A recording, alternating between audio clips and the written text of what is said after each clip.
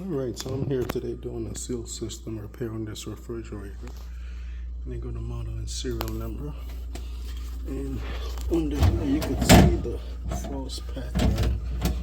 This is the evaporator coil. And look where the frost pattern comes.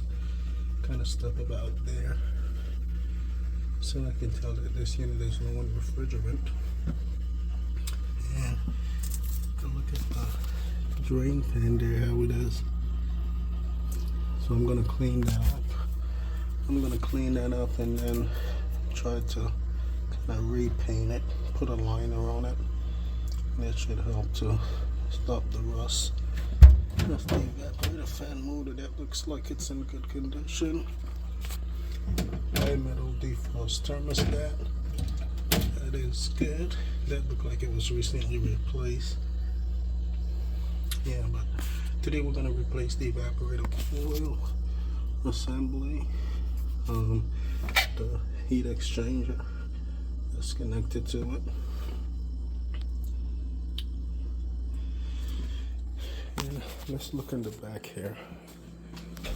I'm gonna show you guys one of the main reasons that a lot of refrigerators start having seal system defect, and it's mostly because of the way that they actually design the seal system. Now, this is the compressor, and you have this is the discharge line. You have the suction line here, and what you could see is, see, it goes up. This is the part that's going up to the evaporator, and this is copper tubing, and they encase it in this foam insulation. And what happened over time, this thing got filled with water because of the moisture, and look how filled that tube is with water. And look at the discoloration of the copper. There's a lot of water in here. Look at that. Look at all that water. And anybody who do seal system repair or come out to repair the refrigerator and don't replace this, which is called the heat exchanger, I mean, this system is gonna leak right back out of refrigerant. And this is all because of the design, how the system is all designed. Now look at all that water. This copper is supposed to be just like this, you know. And look how corroded and deteriorated it is. You know, and once this been sitting in this foam insulation for a few years, it just springs a leak and leak all the refrigerant out. Then once it leaks here, it starts sucking all this water and moisture back into the compressor, and then the compressor have oil in it, so it just contaminate the whole seal system. So then your refrigerator needs a major repair. So look at all that. So to get this repaired correctly, I'm gonna have to replace the heat exchanger, compressor assembly. I'm gonna replace the condenser, not the condenser, the evaporator coil that's in the front. Look at all that gunk. Look at all that. See the condition in there? That copper tubing pipe. There it goes here. And you can see the difference.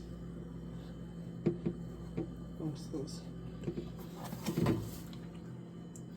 Yep, so that is what we're doing today. Getting the seal system repaired. Now, part of the seal system that we don't have access to is in the outer loop. So a part of this copper, this tubing, run within the cabinet of the refrigerator, run around the door, you know, areas like that. If it ever deteriorate and the copper ever deteriorate like that in the outer loop somewhere, we won't be able to repair that unit, because in order to get to the piping that's running inside the cabinet. We'll have to, cut out the metal. At that point, it's most likely not economical. But that's the issue, and that's the reason why a lot of refrigerators are just going defective right when they get to the 5 to 8 year mark. And before, these things used to last 15 to 25 years. I still go and look at refrigerators that's 35, 40 years old and still running, but not these new ones. And it's just all because of how they design it and the poor quality material and parts used. But yeah, we're gonna get this one repaired. It's gonna be running like new. And, stay tuned while we continue to make some progress here. Alright, so while I was back here, I decided to take a look at the freezer over here because right now the freezer is working properly. It's not giving an issue. I'm only working on the refrigerator. This is two separate units. And usually the freezer goes through much more work than the refrigerator because it has to get down to a lower temperature. So I'm gonna just open this up and take a look at the heat exchanger, that piece of copper that was covered in foam. Take a look at it on this side just to see how bad it is. And here you go on this one. See the compressor here? It's a much bigger compressor. Look at the size of that compared to that one. That's the refrigerator compressor.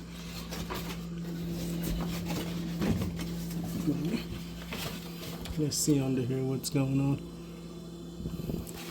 Look at that. It's all that water. And that water right there.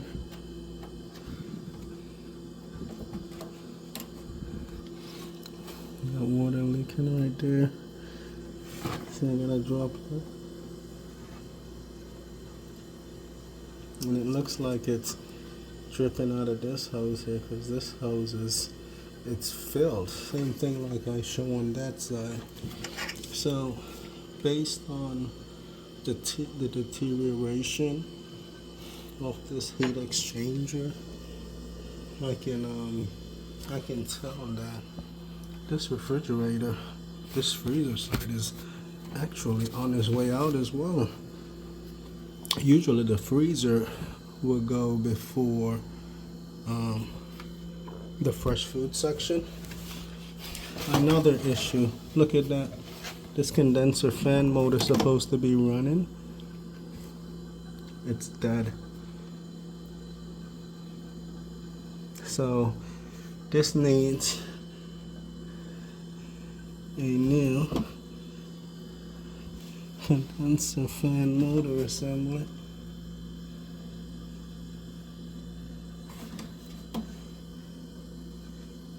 I'm gonna test it and see.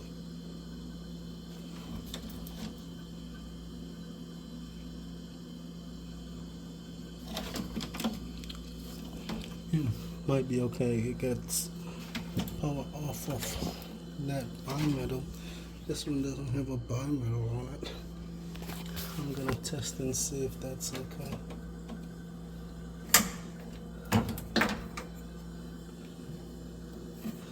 See what I see on this.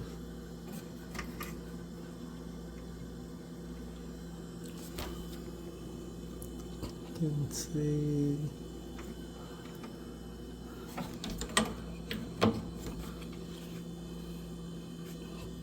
But I can definitely fill this as filled with water. You can see how deteriorate the copper there is.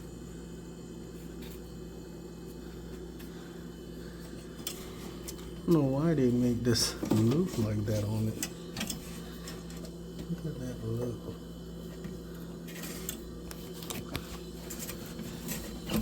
All the water just accumulate down here. Always like to at least put a somewhere. Look at that. Look at that. And this is on the freezer side. This unit is getting ready to go out as well.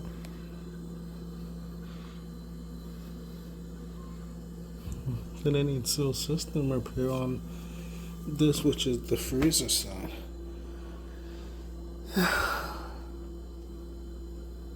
Yeah, they don't build these units to last at all.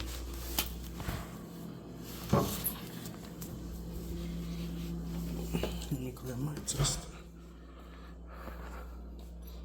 I'll be back. I'm gonna grab my tester, that way I can test to see if that bimetal is working properly. Alright, so I went and got my tester, and it's a good thing I came and checked this unit as well, because I relocated the bimetal over this side, because this is the discharge is hotter. That way it can close the bimetal and send power to my condenser fan motor that's supposed to be on. Now it has power and the motor is not coming on, so my condenser fan motor assembly on this side, that is the freezer, it's also defective. And you could see, I'm gonna test to show you how I check to make sure I got the right voltage. So I just disconnected and got my tester leads here. I got my voltmeter and one probe. It's wet, so you guys gotta be careful.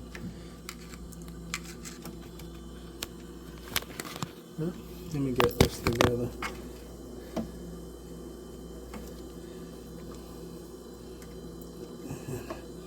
You can see, I'm sorry, I'm just juggling here. I got 120 now going to the condenser fan motor, and it's not working.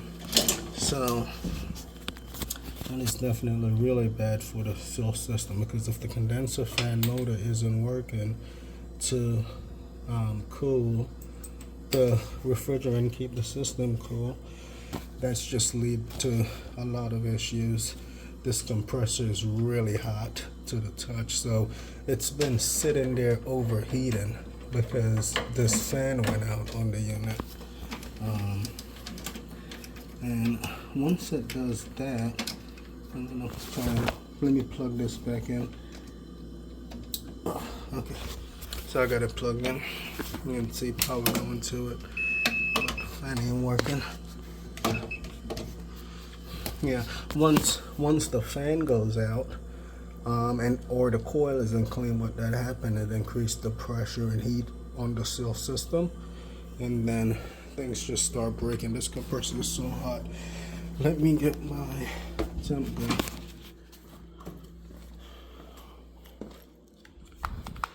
Let's see what the temperature of that is. 132. You get to cook on it.